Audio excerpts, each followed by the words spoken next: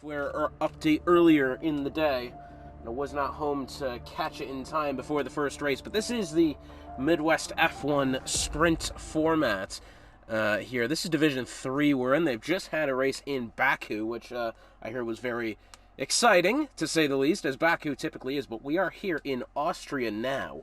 One-shot qualifying on these sprint race weekend formats. This is just kind of something we're doing just for the season while we wait for the new game to come out, as a way that we added more races into the season instead of just having a 9-race calendar, which I quite like. It's still got some novelty to it. It's not necessarily a gimmick like the real-life F1 sprint races are, because it's still 25% race. It's still worth having. The only thing different, really, is that instead of doing full qualifying sessions, they're doing one-shots, which, if you're not in the F2 division, if you haven't been in the F2 division, that is quite new for you.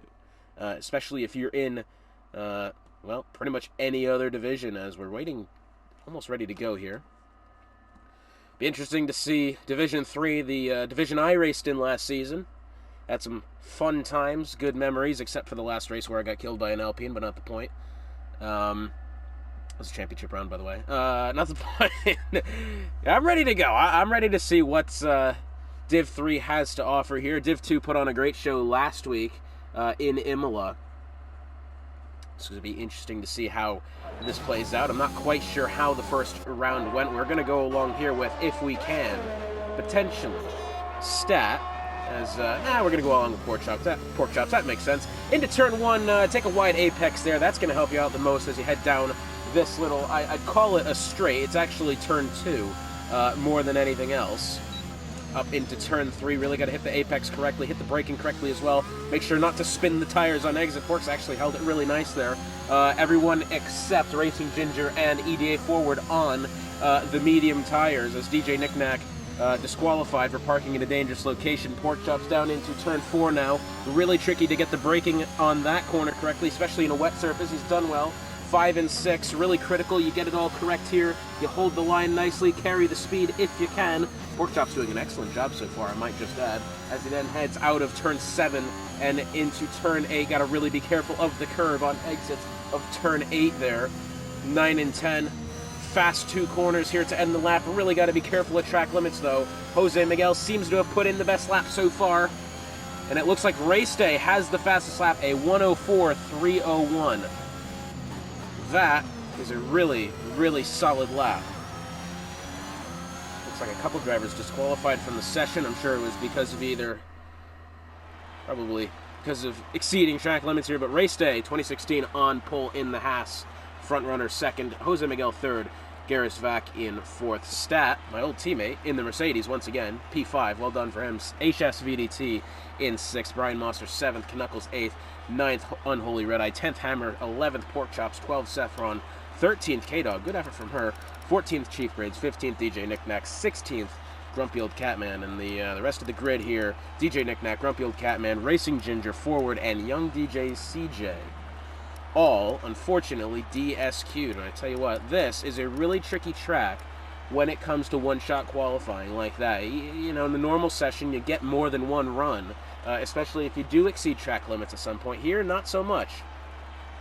Tell you what, that was not much of a gap whatsoever between the top two. 3/100ths of a second at the end of it.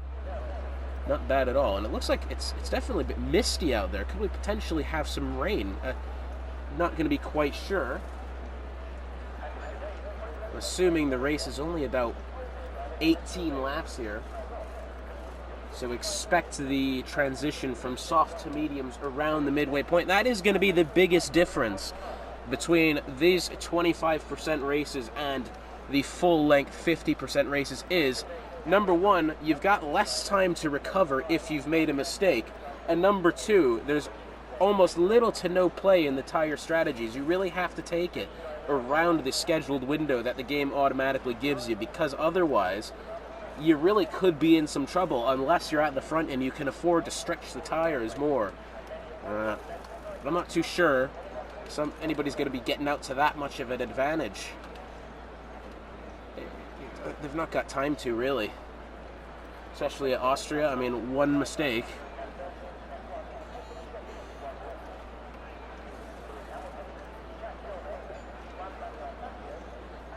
And we are having our window here to put in the setups. I'm assuming we're going to have formation lap as well.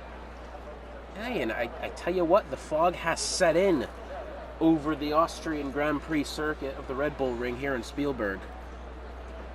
I can't assume that's going to mean rain. I'd like to see some rain. That would definitely mix things up as well. Definitely like to see some good mixture in what the drivers have to do. It's going to be interesting to see next week,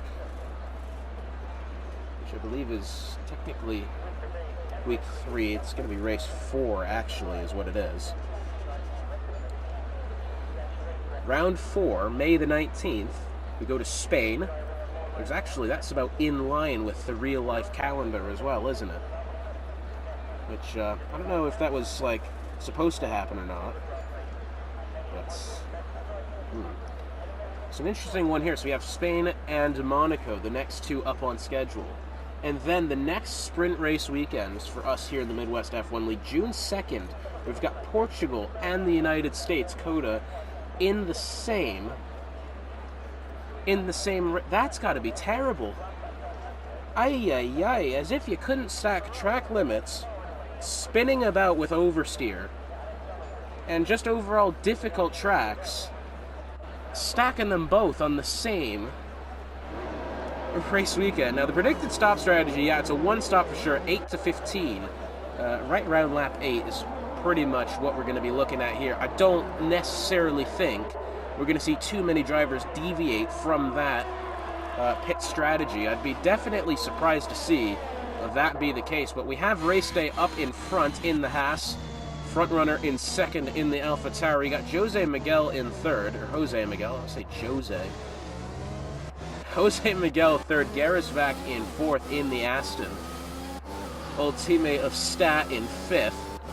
I tell you what, this midfield battle right here is going to be properly exciting because you have Stat, no pushover whatsoever, HSVDT, and I don't mean this in a negative way at all, one of the more aggressive drivers on the grid. If he finds a potential gap to take, he will try to take it, and I tell you what, that is no lie whatsoever. He is a very aggressive driver, and he does it cleanly as well. He will get the best out of him. He will get the best of you if you give him the opportunity. Brian Mosser there in P7, Knuckles 8th, Unholy Red Eye and Hammer rounding out the rest of the top 10.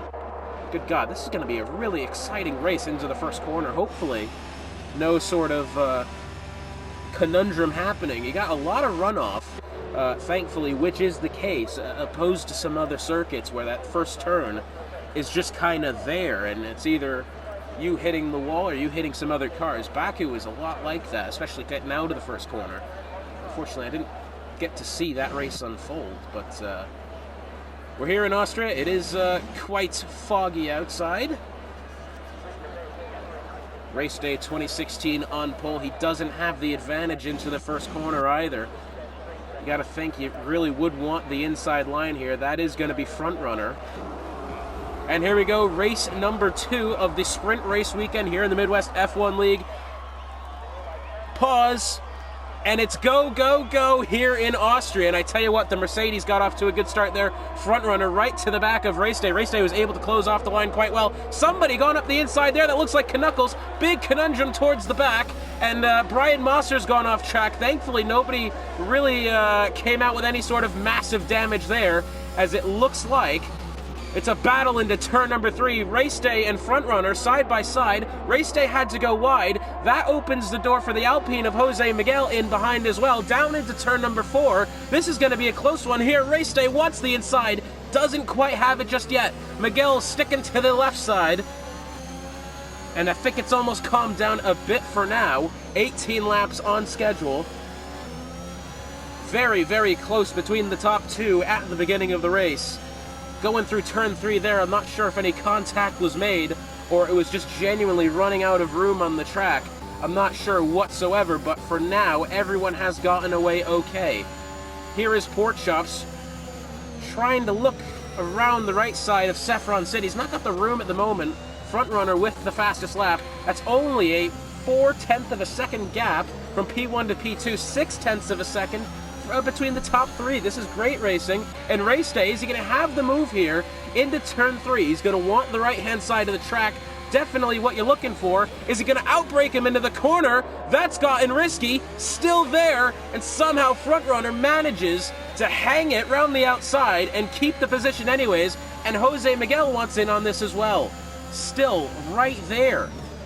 Race day looking to the left side. He better not get too much tire slippage coming off that corner, because Jose Miguel is going to sweep in and take that spot as soon as he does. Can he look to the inside here? No, and he's got the left rear of the Haas, and he spun around through the gravel, opening the door for Stat. Yay, and the move was there. I think he had a reason to try to make the move, but it's all to the chagrin of the Alpine team. It's all gone wrong there for Jose Miguel, who was off to a flying start, was really in contention. I think maybe just needed to be a slight bit more patient, because he probably could have made that move happen, and it just all fell apart within seconds. And Hammer on his way in now. I wonder why he's pit so early. That one I couldn't quite tell you. Here's Saffron City. Can he get around the AlphaTauri of Knuckles here? He's going to have all the room in the world. He's on the mediums as well. That means I think he started outside the top 10 as we look at the position change. Yeah, he's up 5 positions. And DJ Knickknack with 10 seconds of corner cutting. What has happened with him as he pulls back onto the track? Gets DRS. I'm not quite sure why he's picked up that much time penalty, as Grumpy Old Catman taking a spin towards, well, really the depths of the track there, you would say. Grumpy Old Catman, 10-second penalty for exceeding track limits. He had spun off the track. Why has he gotten a 10-second penalty for that? Definitely sounds like some reports to be had later to try to sort all that out. Meanwhile, EDA forward, and I think Knuckles battling it out here. Young DJ CJ, now he's gone around, span it through the gravel. Unfortunate there for him. Unfortunately, there's just way too much action happening to try to keep up with it. This is exactly what I was hoping for. As Unholy Red Eye, can he potentially make a move around HSVDT now? HS has the DRS. Is he going to send it to the inside of Garisvac? I think he wanted to make the move. Unholy Red Eye looks to the outside, performs the switchback. Doesn't quite make it happen. But man, Garisvac is such a sitting duck right now. He's got 2 seconds a gap back to Stat in P3. HSVDT down to the inside. Is he going to make it happen? Oh, and I just don't think he had the pace to do it. He was right there. He had the look, just didn't quite have it lined up properly, I'd say. A little bit of snap of oversteer from HS there. Interesting to say the least, as the 2 leaders round the final corner now to start lap number 5. And oh, Saffron City, has he gone around? Yeah, he's had a trip through the gravel, as you can see from his tires. And he's missing his front wing as well. Not what the McLaren boys needed. But meanwhile, here's race day. Getting the run on Front Runner. Is he going to be able to make the move happen here? Again, you really have to just be kind of patient. I know it's a quick race. However, as HS gets around Garisvac there, however, you just have to be slightly patient, because, as you saw with Jose Miguel, if you don't have the patience, it's definitely not going to end well, as Pork Chops and Knuckles side by side through turn number 3 is right there, and that could open up the door for the Alfa Romeo of Chief Braids as well. As we look back up through the field, Unholy Red Eye and Garrus side by side, potentially contact made there, still side by side now as they head through 6 and 7, and finally Garisvac, I believe, went round the outside there, had to pull out in front of Unholy Red Eye, and he did. Brilliant battles so far, but meanwhile, the battle for the lead, Front Runner and Race Day. Let's see if Race Day is going to be able to make the move happen up the hill into turn 1. Nope, not yet. I think he could have wanted to. Who's going to get the better exit here? Front Runner's had a huge mistake. That's going to open the door for the Haas here. Looking to the right. Going to go in the grass? For why? You had the left side open. Down to the inside for the lead. Still there, and it's still side by side, and goodness me, somehow Front Runner has held him off for now. One more little burst of life with the DRS here. Is he going to make the move happen into 4? And Front Runner had the move, telegraphed that one quite well, and was able to block off the move before it could be made. As we have here Unholy Red Eye still battling with Garris Vac here for P5. Meanwhile, HSVDT, he's kind of done himself a favor with these two battling and has kind of escaped the grasp of these two here as Frontrunner picks up 3 seconds for exceeding track limits, and I would assume he's had to have done that either on exit of 6 or on exit of 7. Very unfortunate for him, considering only 25% races. Not really going to have enough time to negate that. Yikes, and I think Race Day's probably going to get the lead here, and he's going to be okay with it. Meanwhile, a bit more towards the back, it looks like here comes Unholy Red Eye, still doing everything he can. Looks like Race Day, is he going to make the move? He is, side by side. Doesn't really need to be as aggressive, but he's made the move happen and has DRS, but Frontrunner is still there. Is Frontrunner going to try to overtake him here? 6% battery, going to try the left-hand side. Oh, and he's going to get into the back of him. Yikes, that was quite close there. Somehow he's gotten away okay as Race Day now trying to charge his battery, but it's a great fight here, particularly in the midfield. Looks like Knuckles and DJ Knickknack battling it out back there as well. Unfortunately, though, DJ's got that time penalty, which, you know, now that I think of it, he probably could get removed afterwards. So this is definitely a battle to watch.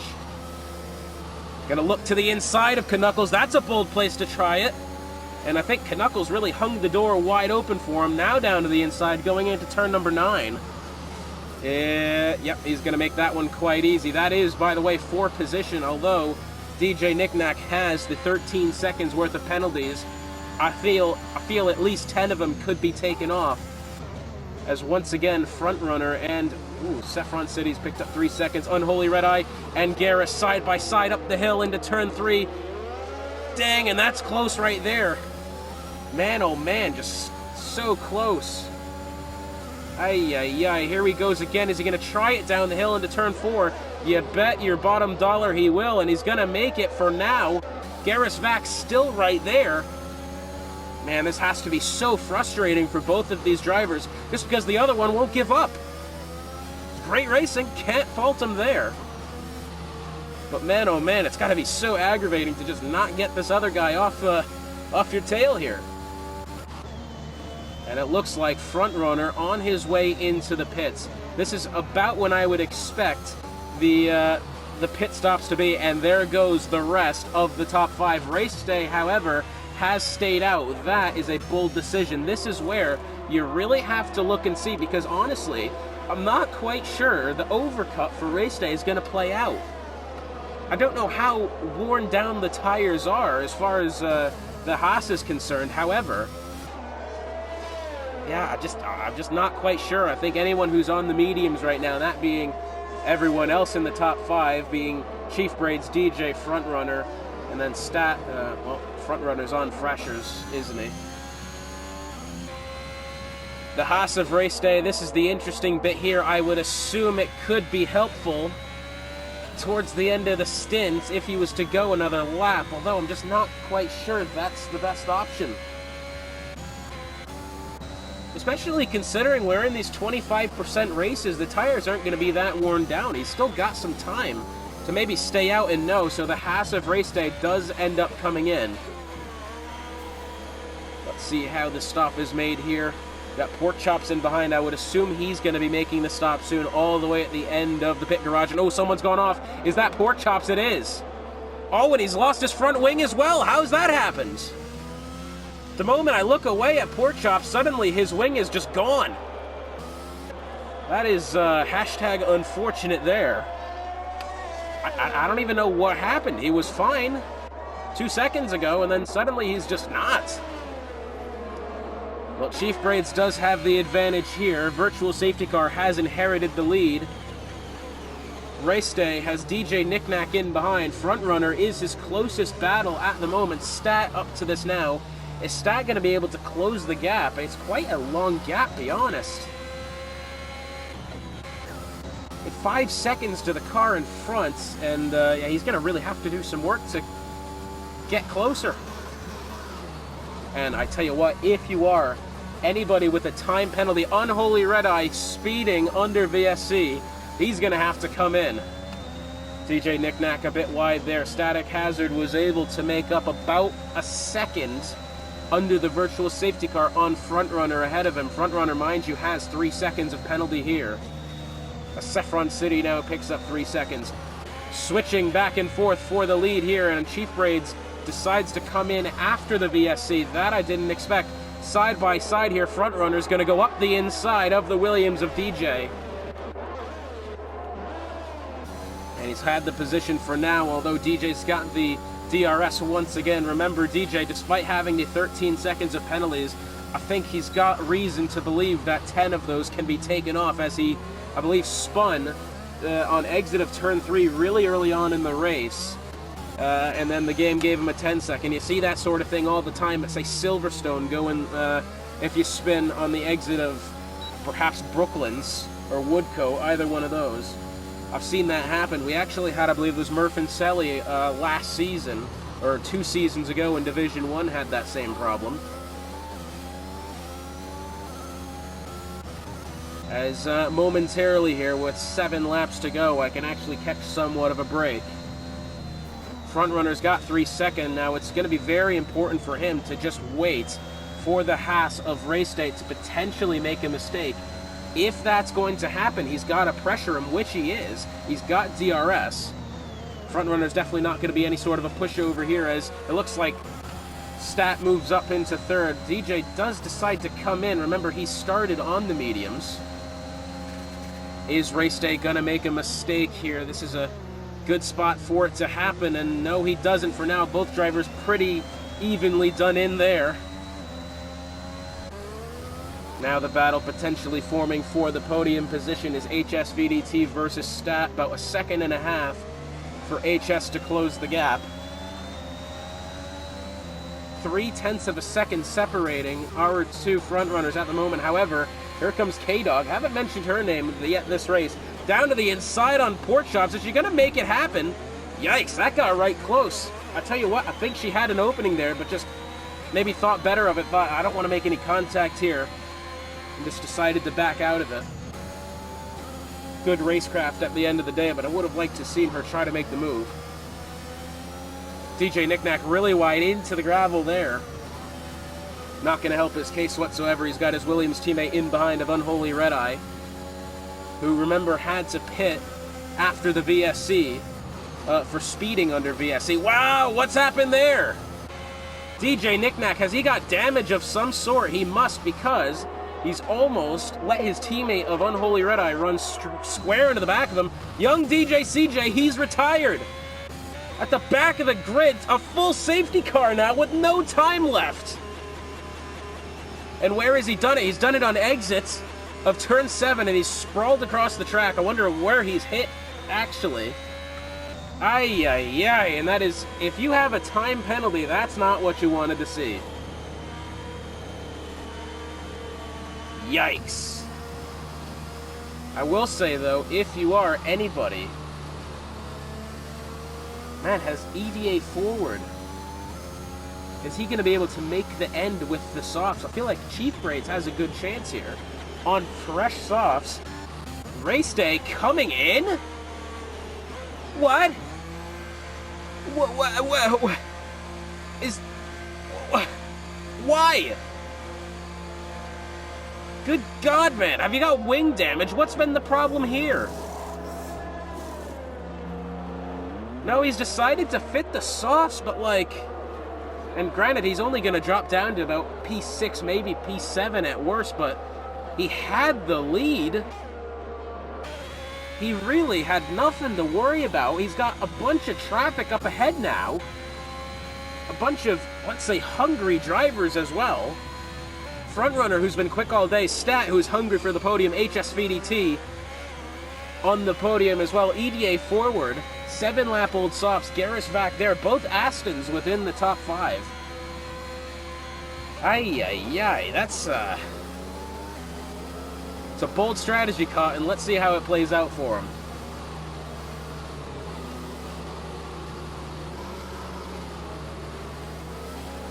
I tell you what, grumpy old Catman. We had a similar incident to this in Brazil in the F2 division, where you have the back marker of at the time it was Fortunator. If you have the back marker behind the safety car like this, the game doesn't allow you to unlap yourselves. You really have to wait until the field goes back to green in order to seed the positions, because if you don't, and finally Grumpy's actually going to decide to come in here. I'm not sure he necessarily needed to. I think he maybe just wanted to get out of the way. And he gets a 5-second penalty for speeding into the pit lane for his service. Payne, he's gone and retired as well. It's going to be a 3-lap dash to the finish. A green, well, it's not a green-white checkered because you'd need 2 laps for that, but yeah, so three, yeah. Well, I'm not quite sure. Anyways, so who this doesn't help is Front Runner with the 3-second penalty in P1. That right now will drop him down to about P6, P7. Probably P6, knowing that Jose Miguel's got 3 seconds of his own. Safety car, I would assume, is coming in this lap. It's going to be a battle between the Australians of Static Hazard and HSVDT for the win here. Both of these guys, absolutely incredibly experienced drivers. Both of them quick in their own right. Who's going to be able to hold on? Who's going to be the one to say, look, I'm not going to necessarily put up an unbelievable fight. I don't want to potentially ruin this for both of us. Sometimes you have to just say that. You know, when you're in these tight positions like that, sometimes it's just better to maybe cut your losses a little bit instead of battling unbelievably difficult. I remember in a different F2 league, me and El Majako came side by side into the final corner, and we both wrecked each other. Oh, what the heck was that? Yay! And I think HS wanted to get a move on Stat there, but well, that got close.